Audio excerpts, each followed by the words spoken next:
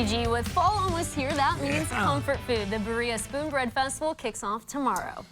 Of course, Ramey, that means it is a lot of fun and the 27th annual festival. And here to talk about it is Shelley Wolfe, who is the president of the Berea Chamber of Commerce. Thanks for coming in. We appreciate it.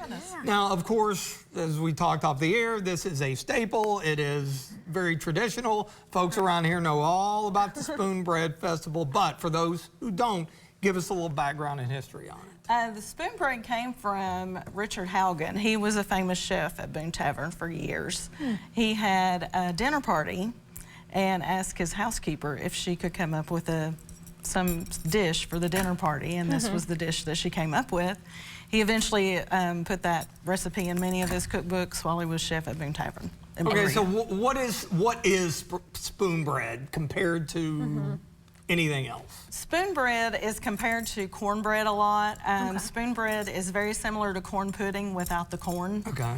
So it's more of a souffle type of a dish. Okay. Yeah. Because it smells like a little saltier than cornbread. Maybe, I haven't had it before. I'm going to have to try it. A lot of times we but serve Spoonbread with honey and butter most often. So yeah. And of course, you guys have more than just Spoonbread at this festival. Talk about other things people can do when they come out. We do. The festival starts tomorrow at noon, at 3 p.m. actually. We will start. We're moving in the food vendors today.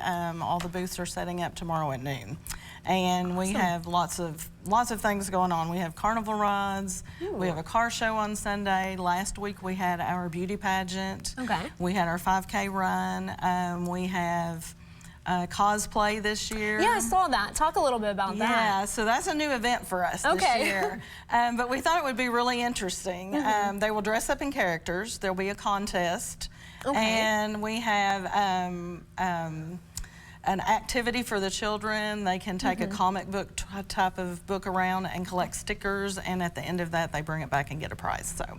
So this really isn't just, you know, the 3-day event over the weekend. I mean, there's lots of stuff that lead up to this. There is, and I need to give kudos to our chamber board. They work tirelessly, and we're all volunteers. Everyone puts in lots and lots of time, and this year our Madison County school system, our Ignite South campus, actually has put together all the ingredients for the Spoonbread for us this year. They actually baked a pan for us today. There's stages to making the Spoonbread, so they actually participated this year in making what we call the mush, putting all the dry ingredients together. So I want to give a shout out to Andrea Newman and the culinary students at Madison County Ignite.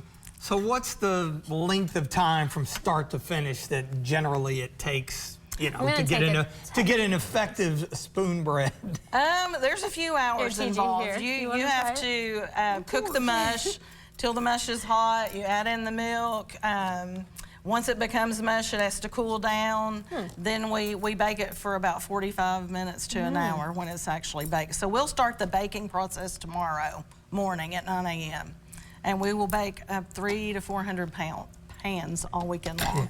Well, and now you probably know why you put the butter and the honey on it. Because that really gives it the nice kick to nice sweet. But I mean, how many people are you expecting? I mean, year to year, I know it probably has just been impacted with people getting out with COVID and everything like that. It has, and we've had over 20,000 attendees. So it varies from one year to the other, but we have great attendance, and of course we're supposed to have great weather this weekend, so that'll help as well. I have nothing to do with that.